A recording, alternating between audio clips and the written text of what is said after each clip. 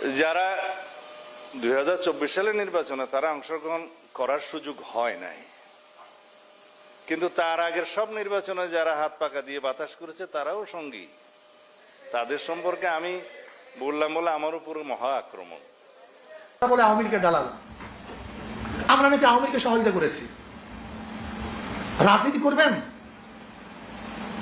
জেনে শুনে রাজনীতি করেন, বক্তব্য দিবেন, অথেন্টিক বক্তব্য দেন।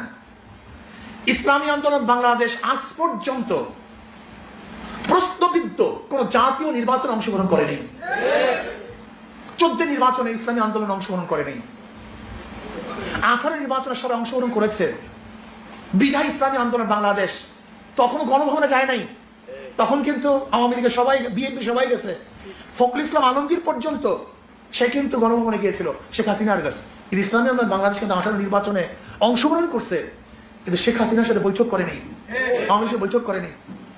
2024 নির্বাচনে ইসলামী আন্দোলন বাংলাদেশ পার্টিসিপেট করেনি, তারা নির্বাচন অংশগ্রহণ করেনি, যায় নাই। বরং 18 নির্বাচন যেটা সবাই বয়কট করেছে, ফলাফল প্রত্যাখ্যান করছে, বিএনপি কি করছে? সেই অবৈধ সংসদে 2018 থেকে 2022-এর 10ই জানুয়ারি পর্যন্ত, 18 থেকে ডিসেম্বর পর্যন্ত, 10ই ডিসেম্বর পর্যন্ত সেই সংসদকে তারা বৈধতা ঘোষণা দিয়েছে। তারা ছিল সেই সংসদে। এখন আপনারাই বলেন, অবৈধ সংসদে যে বিএনপি 4-5 জন, 5-6 জন সদস্য গিয়ে পুরা নির্বাচনটাকে বৈধ ঘোষণা করছে, তারা আওয়ামী লীগের দালাল না আমরা আওয়ামী লীগের দালাল?